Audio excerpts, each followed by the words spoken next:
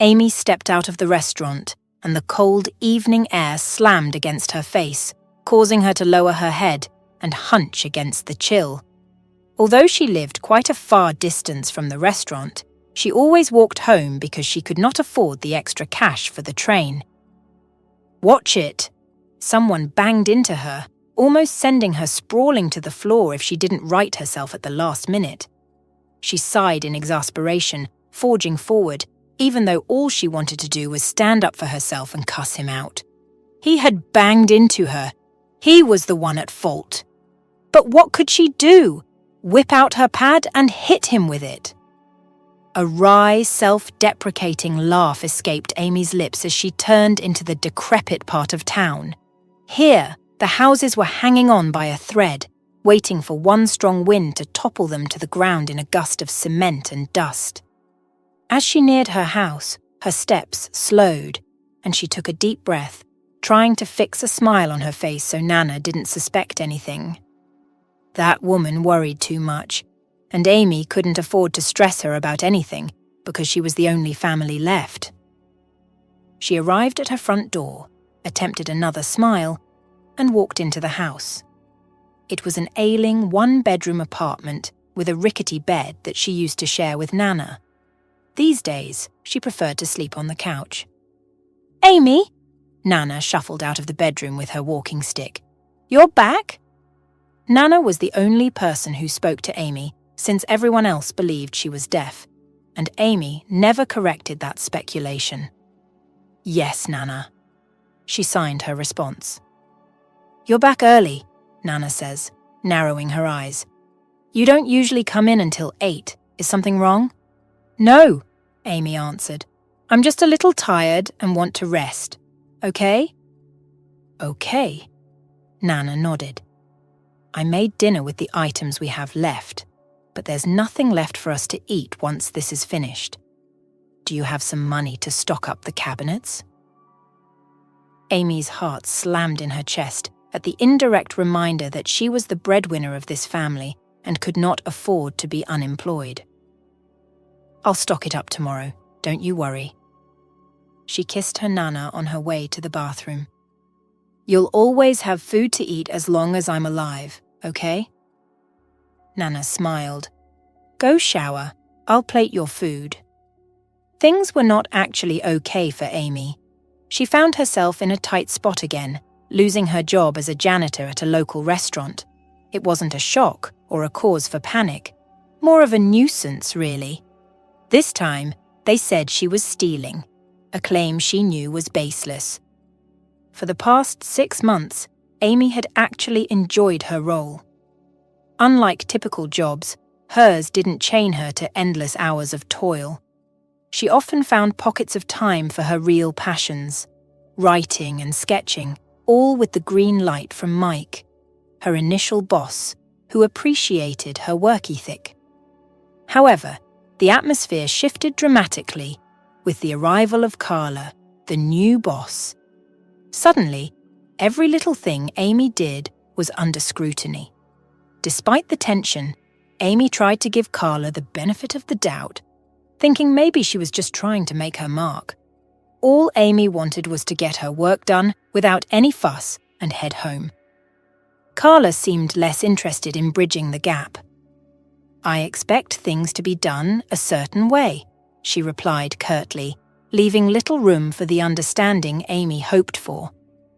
This new dynamic made Amy's daily routine more about navigating around Carla's criticisms than about the actual job she used to enjoy. 2 weeks into Carla's reign, Amy faced a startling accusation. Upon arriving at work, Carla met her at the door with a chilling directive. "Leave now. The police are on their way." Puzzled, Amy demanded an explanation, only to be forcefully led into the office. There, Carla presented security footage, claiming it showed Amy stealing. The evidence was merely Amy carrying out an empty wine box, its lid adorned with a picture of a bottle. Carla pointed to this image, accusing Amy of theft. Remaining composed, Amy tried to clarify the misunderstanding, insisting the box was empty and she hadn't taken anything. Carla, unyielding, maintained that inventory was missing and advised Amy to leave, promising to tell the police it was a mistake. With no choice, Amy walked out, her integrity questioned over a baseless claim. Amy's life had often been shadowed by misunderstandings and unjust judgments. Initially, she attributed people's coolness towards her to her disability, believing it made communication awkward. However, as she grew, Amy recognized it wasn't her disability that set her apart, but her striking looks. It was an ironic twist of fate. The very aspect of her appearance that could have been a source of admiration instead fueled envy and conflict, complicating her interactions and relationships far beyond what her disability ever did. The next day after she was fired from the restaurant, Amy woke up at the usual time by 7 a.m. She showered, changed into her work clothes, and ate breakfast before kissing Nana's cheeks and leaving home. As she walked up the road, she wondered where she could go now that she was unemployed. It crossed her mind fleetingly that she should go beg manager Williams, but she knew that wouldn't work. Not when Diana and Chelsea were still there. They would continue to sabotage her, and it would only be a matter of time until she lost the job again. As Amy trudged up the road into town, she reminisced on her life and the series of mishaps that led her to this very point. She wasn't born dumb. For the first 5 years of her existence, she lived an ordinary, lucky life with her parents and 2 beautiful older sisters. One day, they all got into the car, heading to a newly opened water park to have fun as a family like they usually do. On their way, a drunk truck driver rammed into them head-on, sending their vehicle into the air. The last thing Amy remembered was the harrowing look on her mother's face before everything went black. She woke up without her parents, without her sisters, and without a voice. Shortly after, she was shipped down to the town to live with a grandmother she had never seen before, and the quality of her life dropped. It had been 20 years, and Amy didn't remember her life without suffering and strife. She managed to finish high school, but that was how far it went. Nana didn't have enough money to send her to college, and no one was willing to employ Amy and pay her enough to save up for college. Because of her disability, she had to forfeit her college dreams and resort to survival mode. Even in survival mode, it was hard for a mute girl. She saw her friends go off to college and become engineers, doctors, accountants, and have other respectable careers, while she remained stuck, shuffling between some odd jobs. It took a toll on her self-confidence, and for a long time, she hated herself for surviving the crash. If she had died with her family, she would have been at peace. This world was too cruel, and she was too much of a coward to do anything about it. Janitor needed. Call and the number. Amy stopped by the flyer. She couldn't possibly call the number because she couldn't talk, so she skimmed the paper for the address and hurried to the train station. The company hiring was Archer Ads, one of the biggest advertising companies in the country, and it was located in the luxurious part of town. Even as she walked into the building, Amy knew she was in over her head. There was no way she would get a job here.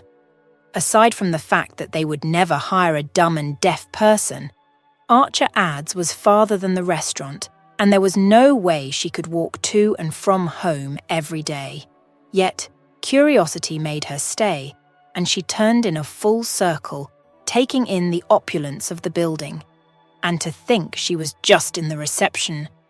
Upon completing the full circle, she bumped into someone and heard a loud thump as something clattered to the natural stone floor. "Shoot!" It was a phone, and Amy reached down to pick it up before looking at the person she smashed into. Her eyes widened when she met the hostile eyes of the most beautiful, stylish woman she had ever seen. The woman was tall, her hair coiffed back in a tight bun that caused her eyes to slant upwards. She wore expensive clothes, and her sweet-smelling perfume permeated the air between them. Amy cleared her throat as the woman snatched her phone. "And who are you?" Her voice was just as Amy expected. Sharp, luxurious, and unwelcoming. Amy whipped out her pad and scribbled on it. "My name is Amy. I am deaf and dumb. I'm here to apply for the position of janitor. Please give me the job. I promise to give my best." She was used to this form of communication, so her fingers flew over the page like a flash, and she was done writing in seconds. When she looked up, the woman's mouth was upturned in an irritated snarl. "What is this? Are you dumb?" The question was an insult to most people, but was a necessary introduction for Amy.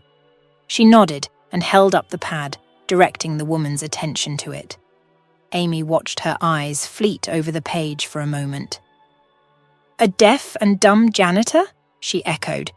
"Do you have any experience?" Then she rolled her eyes. "Why am I speaking?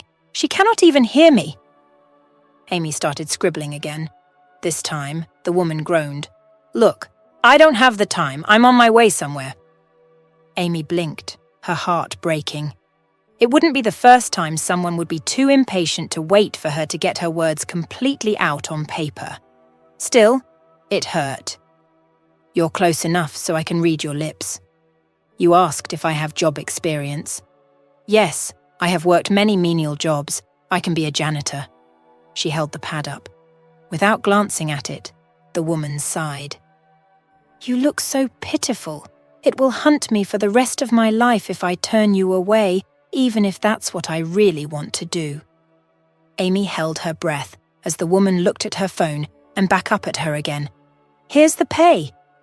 The woman flipped the screen at Amy. "Does this work for you?"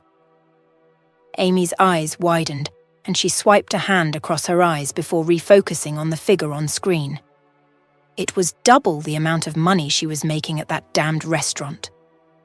It would be enough for her to take the bus every day, keep the kitchen full, buy Nana's drugs, and any other bill that might surface. Tears threatened to fall. The woman sighed impatiently and started to type on her phone. "Resume on Monday. Ask for David. He'll show you what to do." Amy nodded, and the woman breezed past her towards the exit. Suddenly she stopped and looked at Amy again. "I'm not going to cut you any slack because you're deaf and dumb. If I catch you lazing around, I will kick you out." She froze and groaned. "Shoot! I keep forgetting she cannot hear me. Ugh, thank God I don't have to deal with her after today." She disappeared out the door. Despite her hurtful parting remarks, Amy could not help but feel gratitude to the woman whose name she didn't even know. This job would change her life. Amy was sure of it. The next morning, Amy dressed up modestly and tucked her hair away under a baseball hat. She wanted to make sure she is not drawing any unnecessary attention. By 8 a.m., she was walking briskly across the expense of the reception towards the counter. The receptionist was dressed as smartly as everyone else in the company, and she looked at Amy with a smile. "Good morning, Mom. How may I help you?" Amy took a moment to absorb the friendly smile because she knew it would fall the moment she brought out her pad. Like she called it, Amy set her pad on the counter, and the receptionist's friendly demeanor changed. Ignoring her, Amy wrote, "My name is Amy. I can't hear or speak. I'm the new janitor. I need to speak with David." The receptionist eyed her for a few seconds before writing down her response. "Take the elevator, 3rd floor, first office." Amy smiled at her and headed to the elevator. She felt particularly lucky today, and nothing could bring her down. The office to the first door on the 4th floor was open, and Amy peeked in to see a robust man sitting at the desk, drinking coffee from a mug. There was a name plaque on the table that said, David Fisher.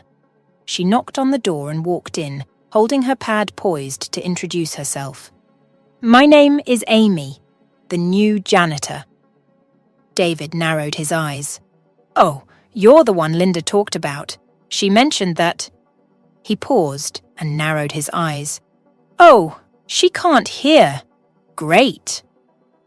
This was the right moment for Amy to correct the misconception that she was deaf, yet she stared blankly at David, choosing to go with the slow.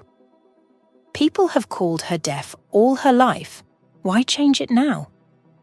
David sighed and rose to his feet, grabbing a jotter and pen. She followed him out of the office, down the hallway, and into a locker room. There were other janitors here, dressed in a uniform blue jumpsuit.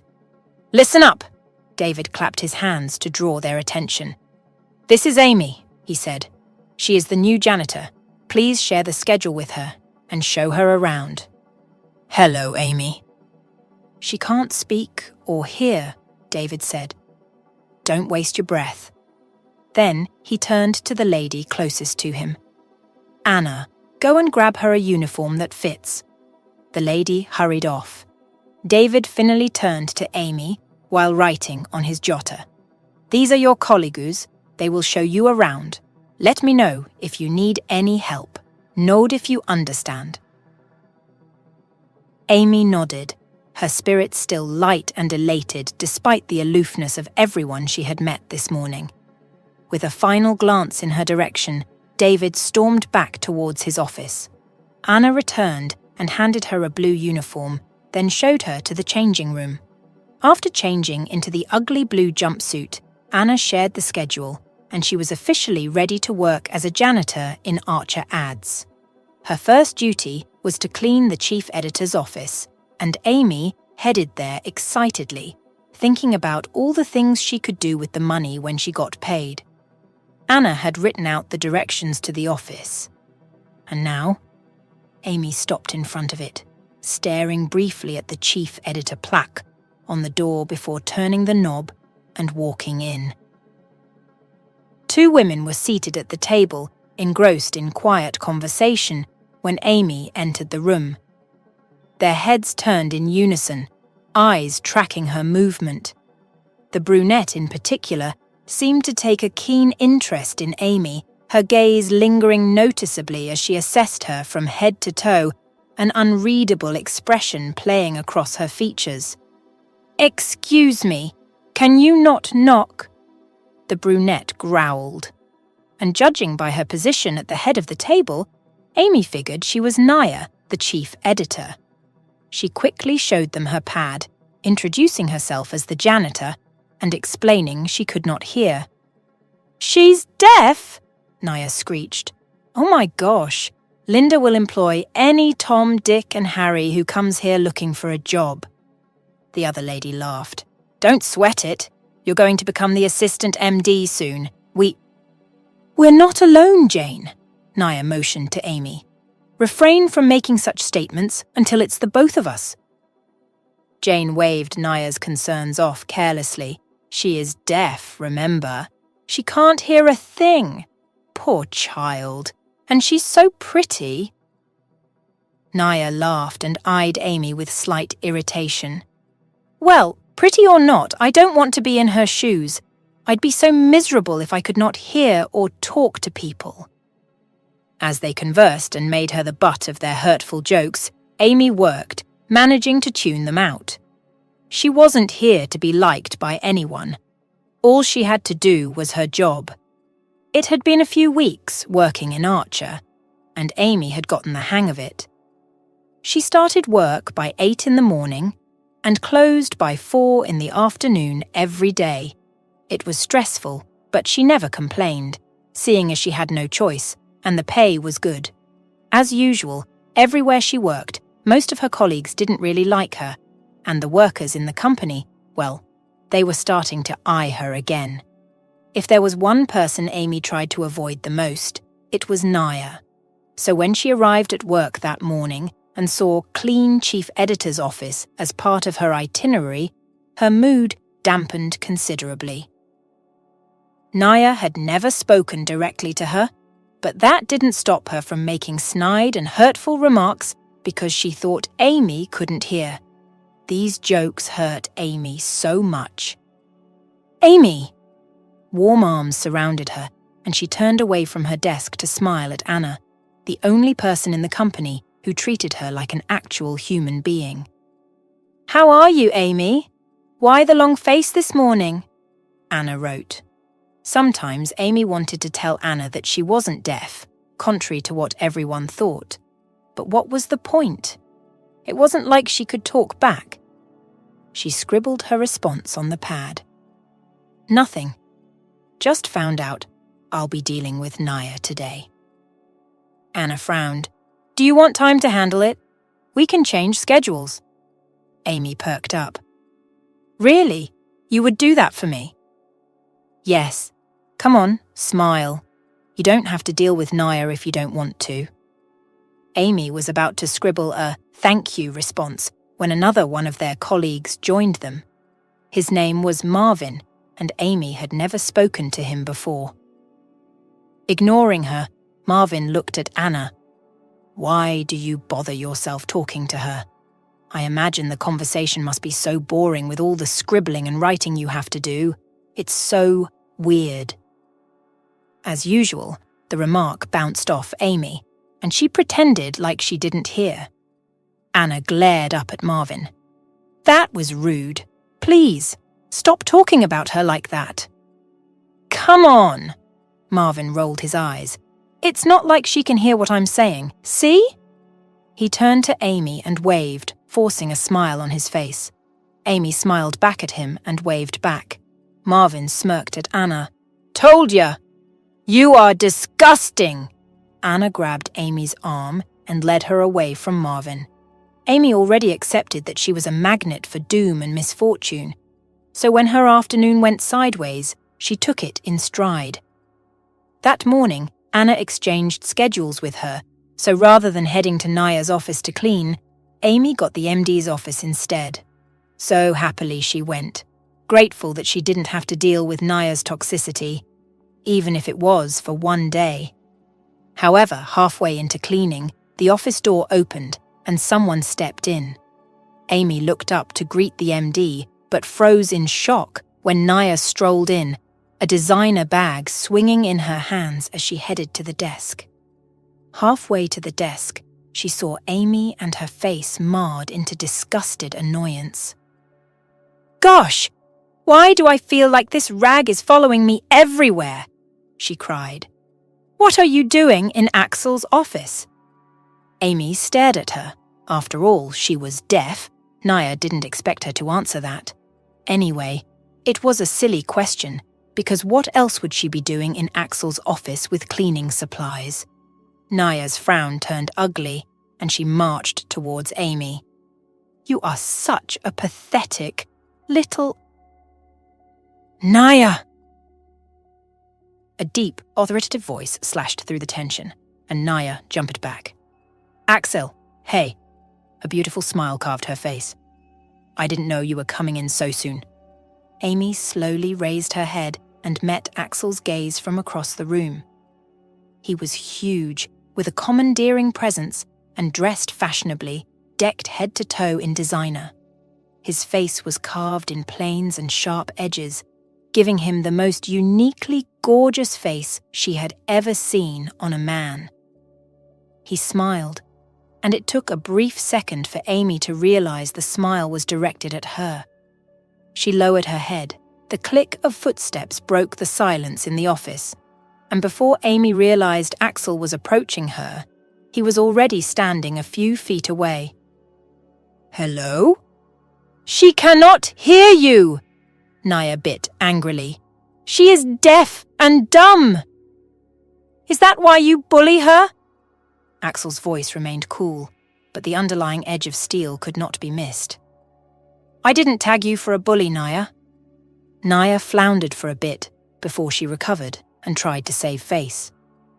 "She almost spilled dirt on my shirt," she lied.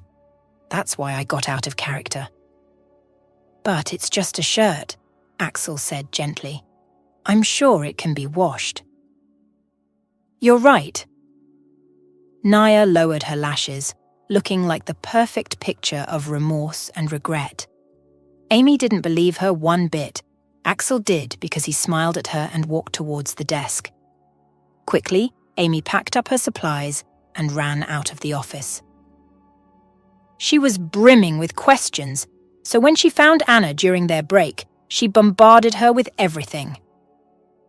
Who is Axel? She hurriedly wrote on her pad. He's the MD. Why? Anna wrote back. He seems to have influence, and he's close to Naya. Oh yes, he's also the CEO's son, heir to Archer Ads. Did you see Naya today? Amy took a few moments to jot down everything that happened between her, Naya, and Axel. By the time Anna finished reading, her eyes were as wide as saucers. Wow! I didn't know Axel was so kind. I've worked here for years, and he's never spoken to us. Lucky girl. Amy bit down on her lips as a hot flush crept up her cheeks. Maybe she wasn't so unlucky after all, she thought, remembering how Axel smiled at her. Anna gasped and scribbled something on her pad before showing it to her.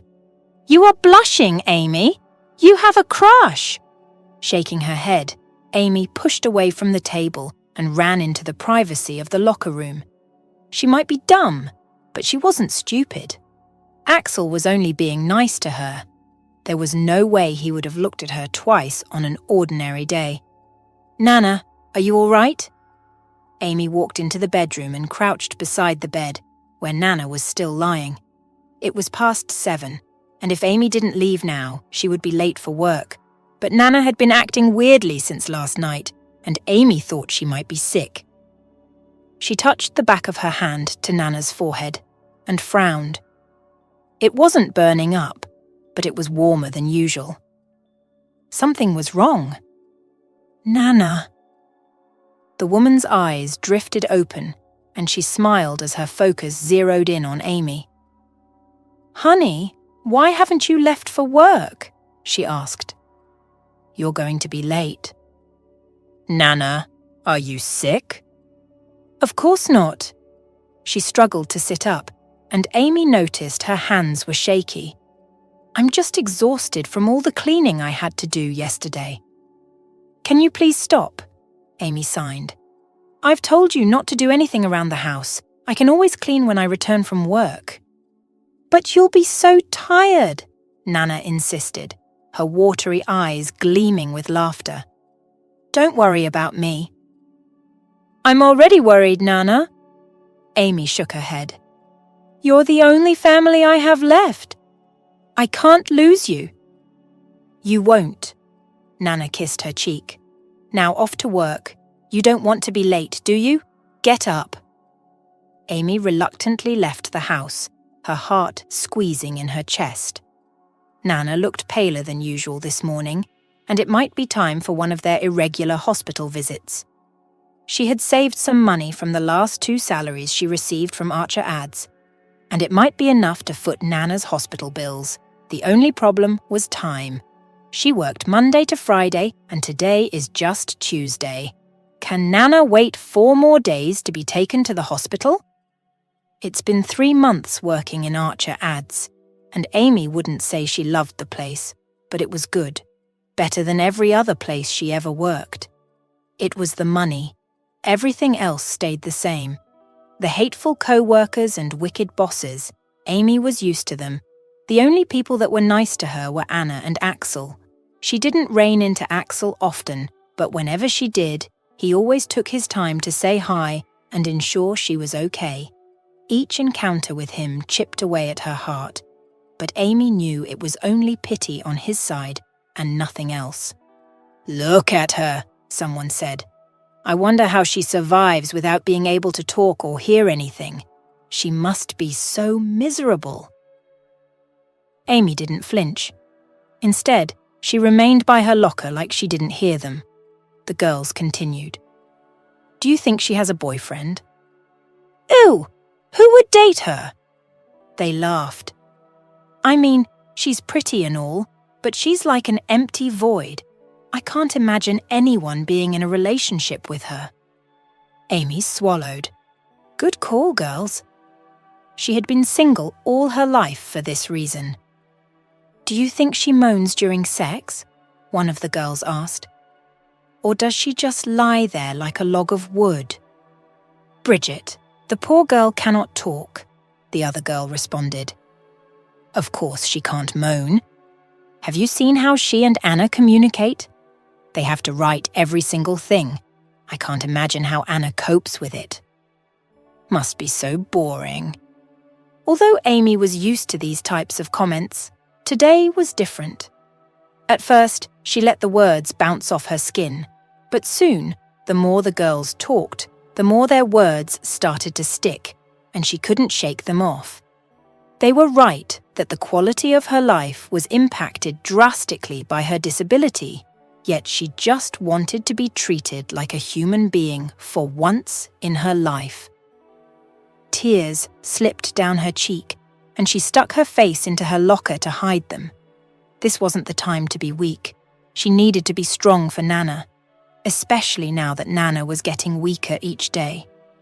Where is Amy? Over there! One of the gossiping girls quickly supplied. Hearing David's voice made her freeze, and she quickly wiped off her tears. Since getting this job about 3 months ago, he had never spoken to her. Even when he called the other janitors for a meeting, he always excluded her. She was fine with it since Anna always briefed her after each meeting. What changed? Why was he looking for her now? A pad was pushed in her face, and she turned away from the locker to look at David, who was glowering at her. The words on the pad said, "In my office." Now. As David stormed towards his office, Amy followed, her heart wrenching painfully within her ribcage. Whatever the issue was, she knew it couldn't be good. She shut the door behind her and waited by the desk as David scribbled angrily on his pad. When he was done, he held the pad up. The chief editor, Nia Matthews, just left my office. She complained that you never clean her office well and that any time you clean, something of hers goes missing. The latest being her diamond earrings. Where is it, Amy? Amy's eyes widened, and as the words registered, shock gave way to anger. I didn't steal anything from her. Then I'm sure you don't mind your locker being searched, right? Amy nodded, desperate to prove her innocence. She could not lose this job. By the time she and David walked back to her locker, the entire office had gathered there, with Nia telling everyone how Amy stole her diamond earrings. Amy's heart broke at the disgust and disappointment on everyone's faces. I didn't steal anything, she wrote on her pad, but no one was paying attention. Her gaze found Anna's in the throng, but to her hurt, Anna looked away. Open your locker, David commanded, and Amy unlocked the compartment. Everyone quietened as David shuffled through her personal items, searching for a pair of earrings that Amy had never seen. Tears stung her eyes again, and she couldn't wait for all this to be over so she could return to work. Are these yours? David took out a pair of earrings, and Nia nodded. Yes, that's mine, she cried, and snatched it from David. I told you she stole it. She's a thief. As the entire office erupted in loud shouts and angry swears at Amy, she stood frozen, devoid of emotions. Someone had planted the earrings in her locker. It had to be Nia. What else has this evil witch stolen? Someone said. Maybe she's the thief who keeps stealing my lunch. The angry shouts increased. What is going on here? Silence descended again when Axel appeared in the crowd, his worried gaze on her. Amy lowered her head because she didn't want to see the exact moment his worry would change to disappointment, disgust, and then hate. "She is a thief!" Naya accused. "You don't have to defend her anymore. I told you she's a bad person." "What happened?" "I always notice that whenever she cleans my office, something goes missing. It's been happening every time, and yesterday it was my diamond earrings. I couldn't let it go because it was expensive. I reported to David, and we checked her locker. We found it." "I see." Axel's calm voice washed over Amy, and she wished the ground would open and swallow her whole. "Amy, you are fired," David said. "Pack your things and—" "Who gave you the right to do that?" Axel spoke. The crowd started to murmur, and Amy frowned. What did he mean? Did he want to fire her himself? Sir, David faltered. "She stole the chief editor's diamond earrings. She should be fired." "Axel!" Naya's voice shook with fury. "She stole my earrings!" "And you found it," Axel responded. "So what's the matter?" "I purchased these earrings for $10,000, Naya growled. "What if we didn't find it? What if she had sold it?" "So many what-ifs for diamond earrings you already found." Axel never raised his voice, but his authority always forced people to listen. "Or what do you want?" He persisted. "I will forward $10,000 to you so you can forget this happened." His words shocked everyone, especially Amy. She looked up at him, her eyes glassy with tears of shock. Why was he willing to pay $10,000 to keep her in the company? The tears spilled down her cheeks when she realized there was no disappointment in his eyes, only understanding. Naya growled and stormed away in a gust of anger. Axel narrowed his eyes at her disappearing back before turning to David. "You're not being paid to search lockers and loiter in the hallway. Everyone, get back to work." The crowd dispersed grudgingly, leaving her and Axel in the locker room. After one final glance, he turned and walked away without another word. Anna found Amy hours later towards the end of her shift. She was in the cafeteria wrapping up her meal when Anna slid into the chair opposite her. "Hey." Amy looked up, unsure of how to handle the situation. Anna had blended in with the crowd this morning and continued avoiding her throughout the day. "Hi, Anna." Anna smiled and started to scribble on her pad. Amy waited until she was done. "I'm so sorry, Amy, for not standing up for you earlier. I was so scared of Naya and David." Amy sighed and responded, "I didn't steal those earrings, I swear." "I know, Amy. I believe you." Amy sighed. It was still worrisome that someone tried to implicate her and get her fired. She wasn't even a threat to anyone, so why did they feel like their life would be better if she weren't in Archer ads? "Someone tried to implicate me," she wrote to Anna. "Who could it be? Could it be Naya?" Amy thought about it for a moment and then shook her head. Naya was the company's chief editor. There was no way she would be so bothered by a janitor that she would plant her earrings in the said janitor's locker. "I'm not sure it's Naya. She's the chief editor. She might hate me, but I'm sure she's not so bothered by me." "Then who could it be?" Anna asked. "I don't know. A lot of people hate me. It could be any one of them." Anna bit the inside of her cheeks and began to scribble again. "A lot of people might hate you, but guess who doesn't?" Amy peered at the pad and narrowed her eyes thoughtfully. "You?" "Yes, me, and most importantly, Axel Archer." Amy's face heated up, and she lowered her head to keep the blush at bay. She hated how she came undone at the mention of Axel, especially because she knew she was being delusional. Rolling her eyes, she scrambled to get her thoughts on paper. "Stop it, Anna. That's the CEO's son. He's just being kind. If you say so, but he's the one person who is never afraid to stand up for you, regardless of who is watching. I think this is beyond being kind. Axel likes you. Since Axel walked away from the locker room this morning, she hasn't caught a glimpse of him. Amy wished she could explain that she didn't steal the diamond earrings, but he didn't give her that chance. Yet, he had advocated for her to remain in the company. The thought gave her a headache, but she forced it out of her head and concentrated on the moment. She was thankful she had another day at Archer Ads and hoped whoever tried to implicate her never did it again. That weekend, Amy took Nana to the hospital, but was relieved when the doctor said it was only a mild sickness and then prescribed drugs to combat it.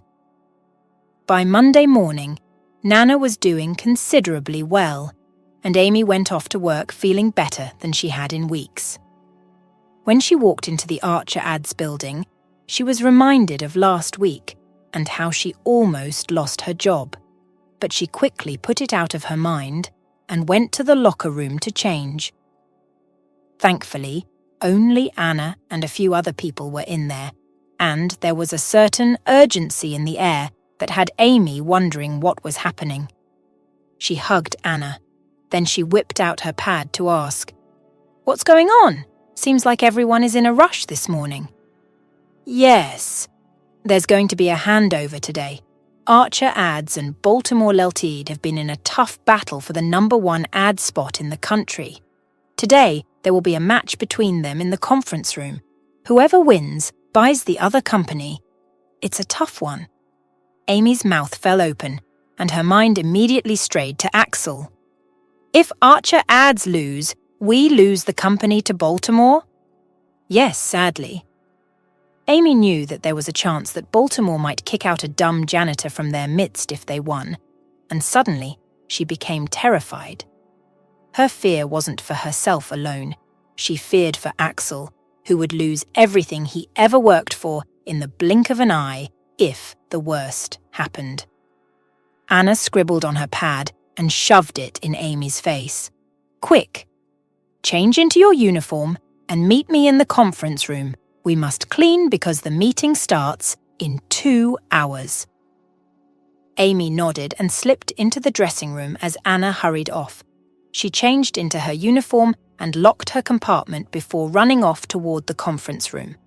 As she rounded a bend, she felt the hair on her neck rise and jerked her head back, only for her gaze to collide with Axel's, who was standing across the hall on the other end of the stairway. She froze. His eyes held hers and slowly traced down her body and back up in one single glance. Suddenly the temperature dropped, and sweat dripped down her spine. Someone grabbed Axel's shoulder, whispered something in his ear, and pulled him down the hall into the next office. Just like that, their gaze broke, and Amy realized she was standing in the middle of the step, panting after a man. Embarrassed, she continued her journey to the conference room and joined the cleaning team. When it was time for lunch, Anna and Amy headed to the cafeteria together. Amy wanted to order pasta, a dish she was used to, but Anna convinced her to try rice and pepper stir-fry for the first time. "This is so good," Anna wrote.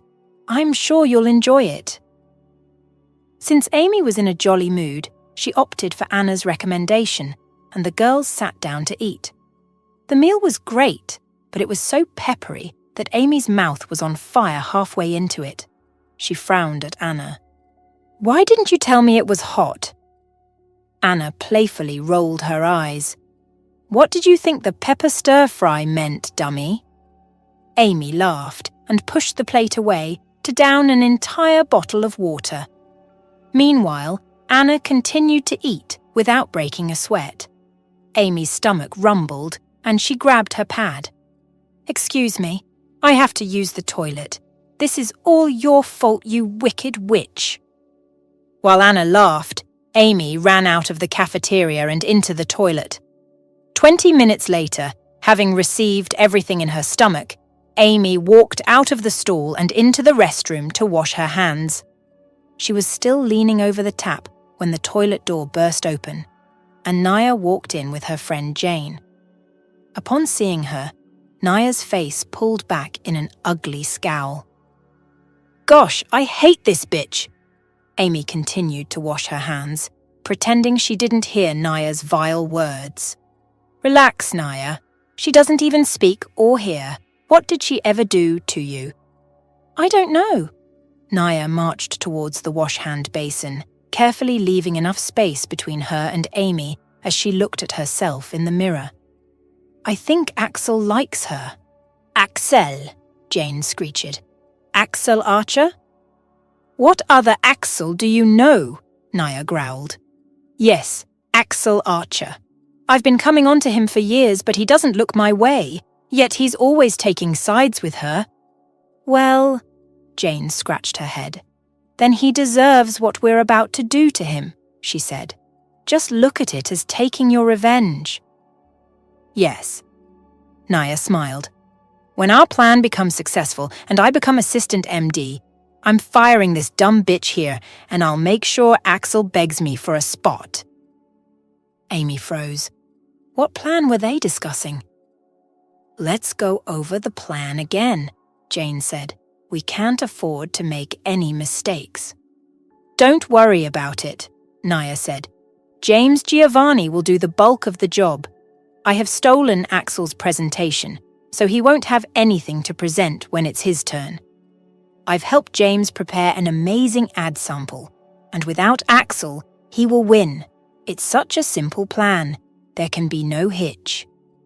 Amy kept a neutral expression on her face and stepped close to Naya to use the hand dryer.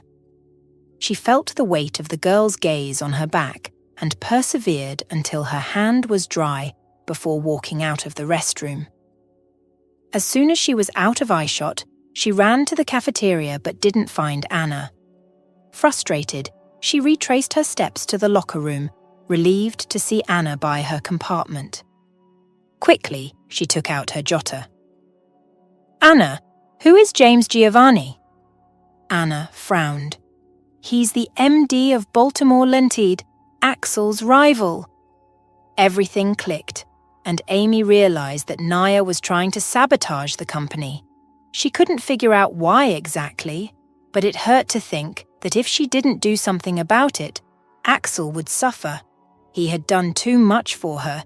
It would be unfair for her to sit back and let him fall. Still, she didn't know what to do, especially as a girl with speech impairment. "Why do you ask about Jamie? Do you know him?" Anna asked, and Amy shook her head. "I've got to go, Anna.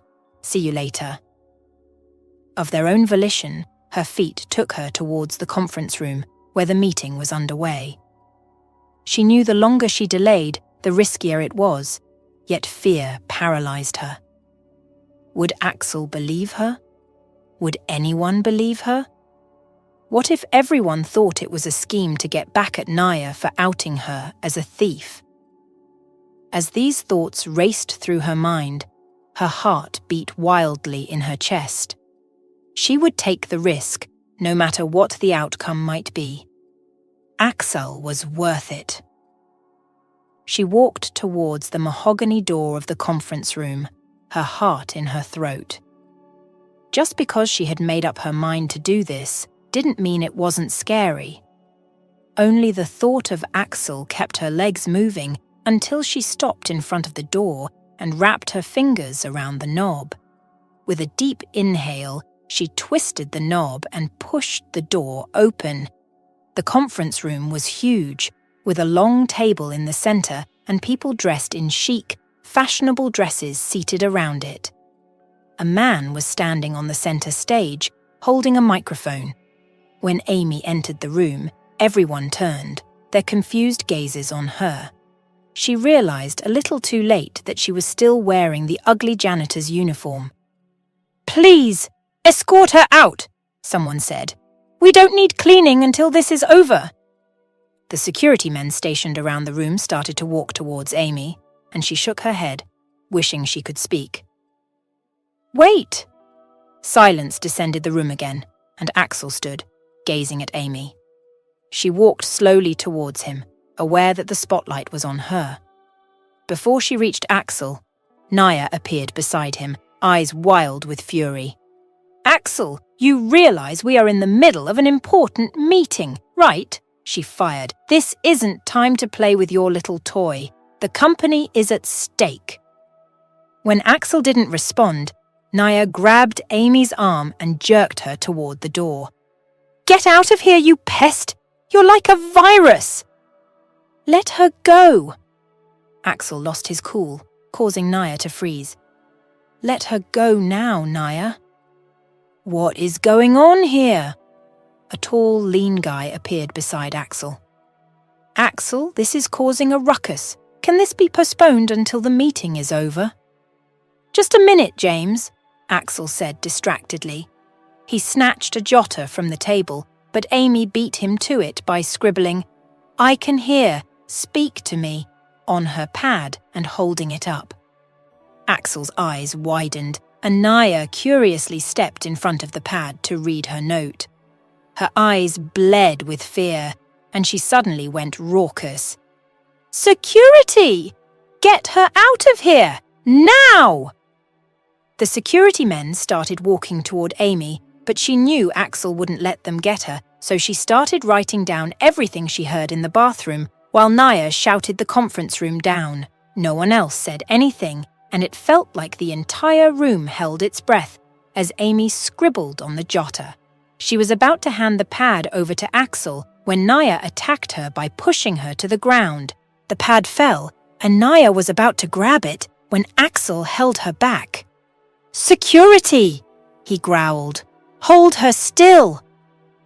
"Axel!" Naya yelled when the security men locked her arms and held them gently behind her, preventing her from moving. Axel helped Amy up while grabbing the pad off the floor with the other hand. Amy held her breath as Axel read her note. By the time he was done, his eyes smoldered with anger. He turned to James, who was still standing beside him, confused. "Are you done?" James asked. "Can we continue our meeting?" "Yes," Axel gritted his teeth. "We shall continue right after you tell the room about the plan you made with Naya Williams." James staggered back, his eyes flitting around the room as chaos erupted from the other members. "I don't know what you're talking about," James said. "Mr. Axel Archer," a well-dressed lady stood. "This is becoming strange. Who is this lady who interrupted our meeting? And what plan did James and your chief editor concoct?" "Thank you, Miss Rivers." Axel nodded at her. "This is exactly what happened." He told them everything Amy wrote in the letter. Shock and disappointment filled the room, but James shook his head. "That's a lie. It's all lies against me because he fears I will win." "Who was the other person in the restroom when this happened?" Axel asked Amy.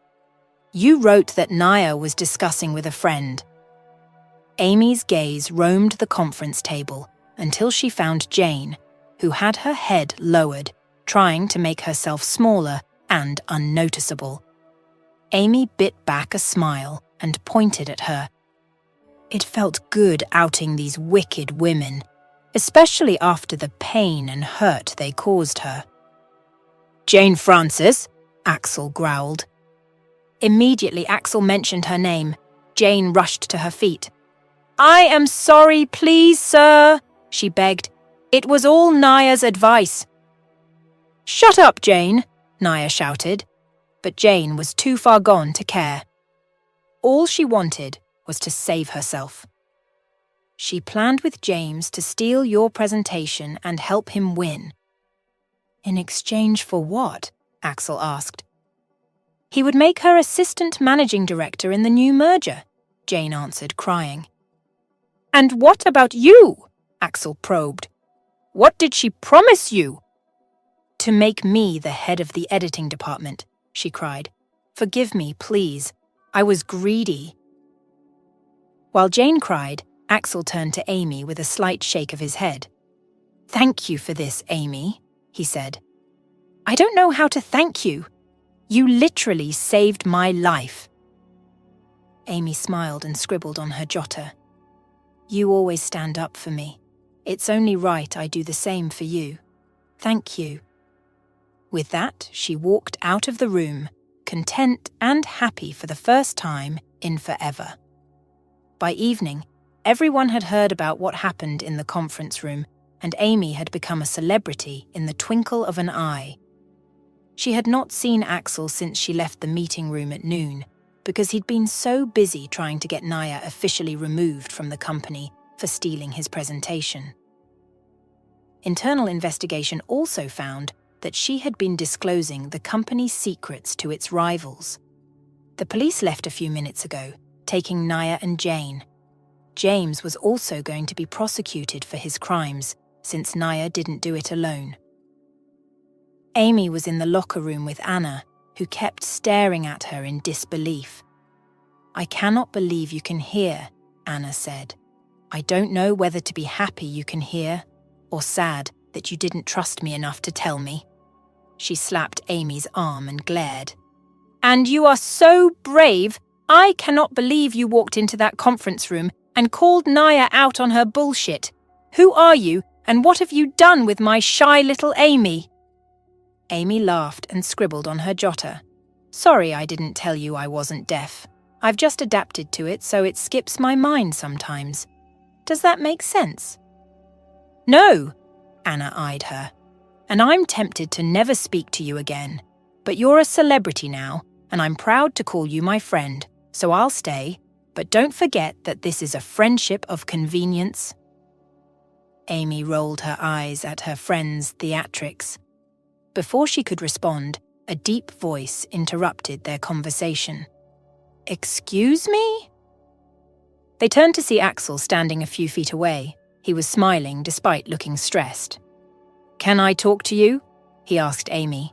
Anna immediately disappeared, and Amy lowered her head when Axel walked closer. Hi. Hi. Look at me. Slowly, Amy looked up, meeting his eyes.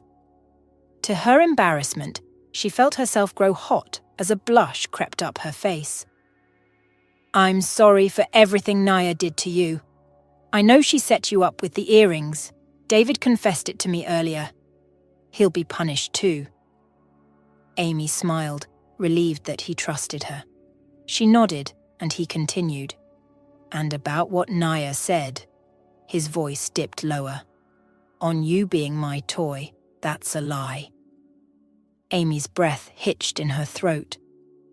You are not a toy to me, Amy, he said. I like you a lot. What? Amy scribbles in her journal. Why? Why do you like me? Because you're different, he answered. I cannot explain it, but your aura is beautiful, and I want to be around you always. I know it's a shock, and I'm honestly not trying to bombard you with this information, but I'd like you to go home tonight knowing I like you very much and would love to be with you. Amy smiled. Unlucky? Where? Amy Hart was the luckiest girl on the planet.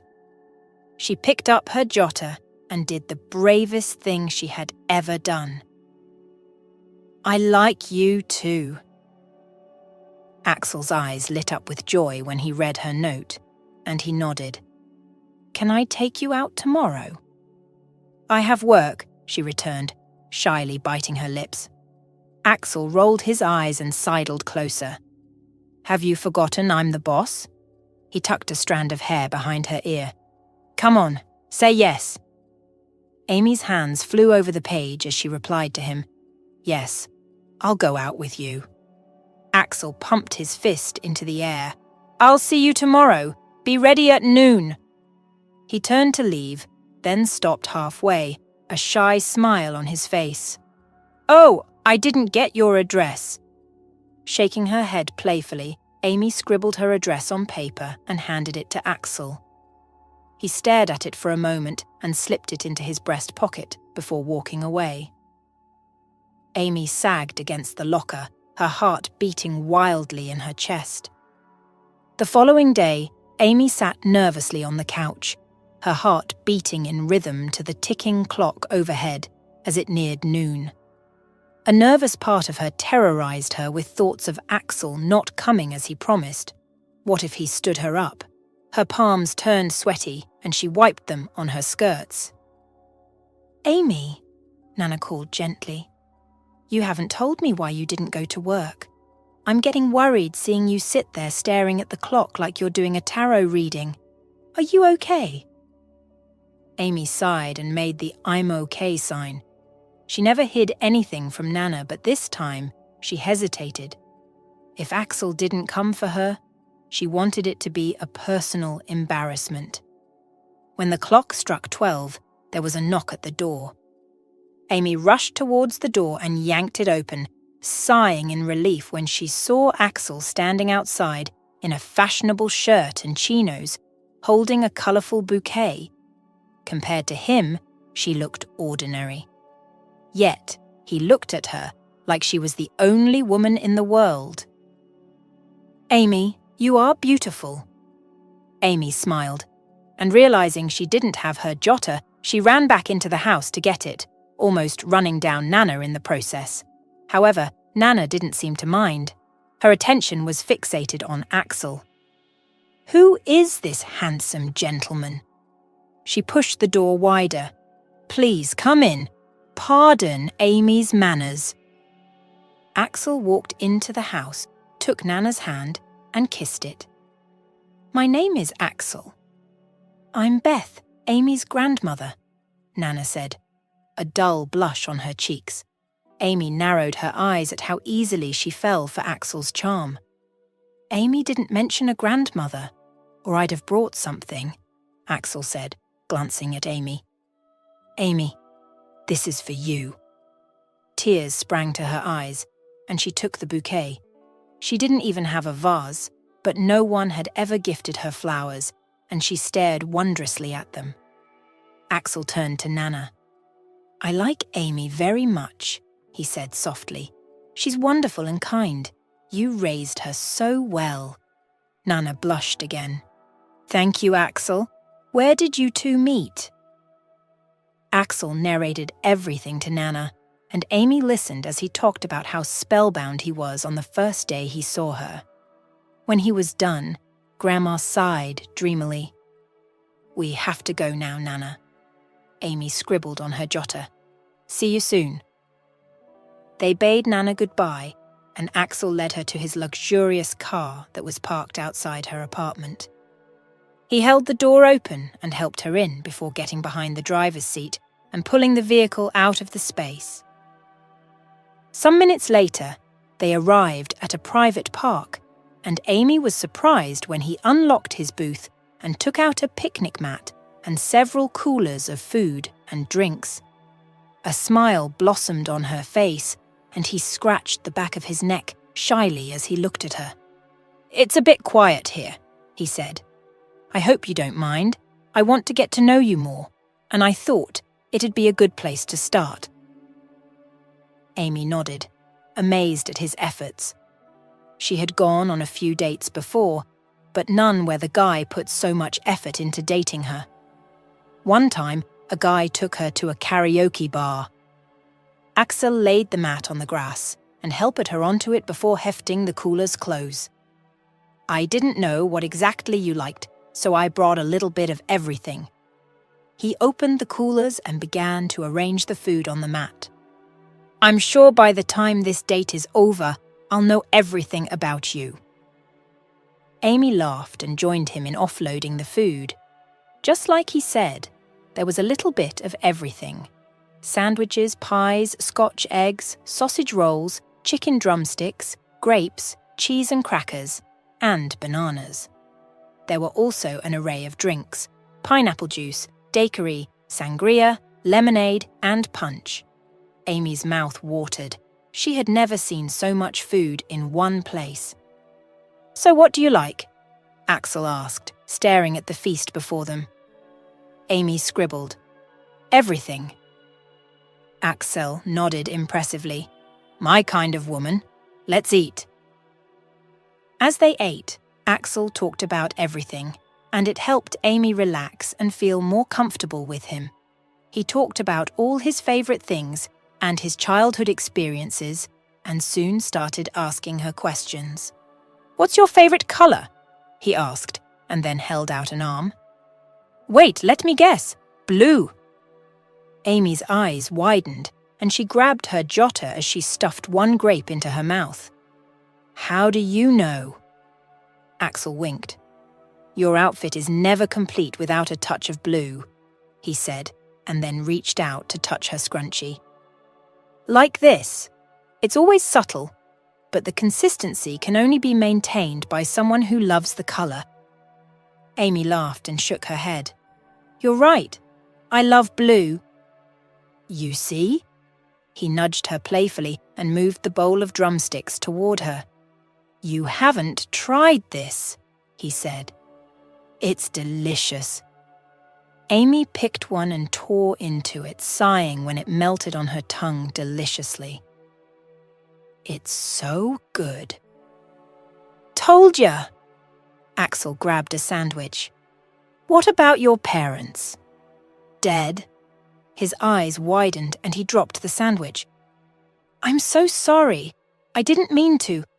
"No, it's okay. We're getting to know each other, aren't we?" He sighed, his eyes still clouded with worry. "We are. But I know how hurtful the death of a parent can be." "How would you know that?" Amy asked. "I lost my mom to an accident 10 years ago," he said. "On some days, you feel like you've healed, and on some, the pain cripples you." "You're absolutely right," Amy agreed. "My parents also died in an accident. It's been over 20 years, and I still cry sometimes. Life would have been so much more different if they were around." "I'm sorry, Amy." "Me too." Silence descended upon them again as they ate, but it was comfortable. Together, they cleared the platter, and by the time they were done, they fell into the grass, laughing hard. Amy turned her head, only to catch Axel staring at her. She grabbed her jotter to tell him the one thing she had never told anyone before. "You know I wasn't born mute?" "What?" He sat up, frowning. "What do you mean?" "I was in the accident that claimed my parents' life," Amy explained. "And so was my elder sister. Everyone died except me. When I woke up in the hospital, my voice was gone." Axel narrowed his eyes. "What did the doctors say?" "They tried their best, but nothing worked." Amy shrugged. When he drove her home later that evening, Axel and Amy felt closer to each other than ever before. They knew the favorite things about each other, and Amy regained the confidence she had lost in herself. Axel stopped to buy a necklace for Nana, and Amy couldn't wait to see the joy on Nana's face when she received it. It's been years since Nana got anything new. Nana opened the door to them half an hour after they left the picnic, her weathered face wreathed in smiles. "Oh, you two, you both look so happy. Come in." They walked into the house, and Amy hugged Nana, tears pricking her eyes. "Did you have a great time?"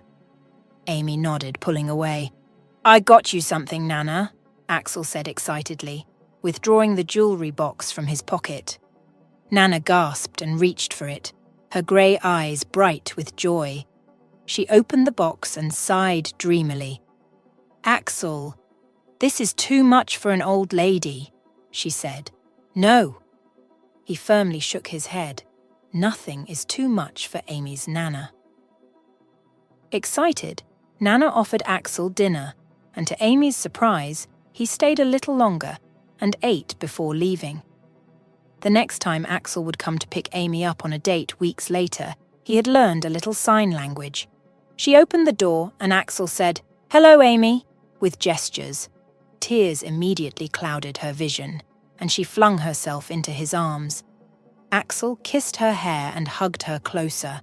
This unexpected closeness made her blush. Axel grabbed her hands, peering intensely into her eyes. A few moments later, Amy found herself seated beside Axel in a serene park, their hands intertwined, reveling in the tranquility that surrounded them. "Listen, Amy," Axel began with a warmth that enveloped her. "I truly admire you just the way you are, and it's not my place to push you towards anything you're uncomfortable with. However, I've taken the liberty of arranging a consultation with a highly esteemed doctor. He's renowned across the country for his expertise. I hope this doesn't overstep, but I felt it was worth exploring." A wave of emotion washed over Amy as Axel's words sank in. It wasn't the mention of the prestigious doctor that touched her, but rather the profound sense of being seen and valued. After years of feeling overlooked, the genuine care and attention Axel was offering felt like a balm to her soul. The journey to this moment had been nothing short of miraculous, marked by small victories that culminated in a transformation that neither of them had dared to fully envision. The doctor's appointments had been a tapestry of hope and perseverance, each session unraveling the layers of silence that had cocooned Amy since the accident. With Axel's unwavering support, she navigated through the intricate process of reclaiming her voice, a journey fraught with challenges, yet imbued with an undercurrent of burgeoning hope. The doctor, with his expertise and compassion, had not only guided Amy on her path to recovery, but had also illuminated the power of belief and love in healing. Each small achievement in her therapy was celebrated, not just by her and Axel, but by everyone who had come to know their story. In the heart of the park, under the canopy of stars that began to twinkle in the twilight, Axel turned to Amy, his eyes reflecting the depth of his emotions. "Amy, with every word you speak, you fill my world with wonder. Will you marry me?" he asked, his voice a blend of hope and certainty. Tears of joy glistened in Amy's eyes as she nodded, her voice a gentle melody in the evening air. "Yes, Axel, 1,000 times yes." And as they embraced, the world around them seemed to rejoice in their happiness, a testament to the enduring power of love and the miraculous journey from silence to a symphony of shared dreams. In that moment, they knew that no matter what the future held, they would face it together, their voices united in a chorus of everlasting love.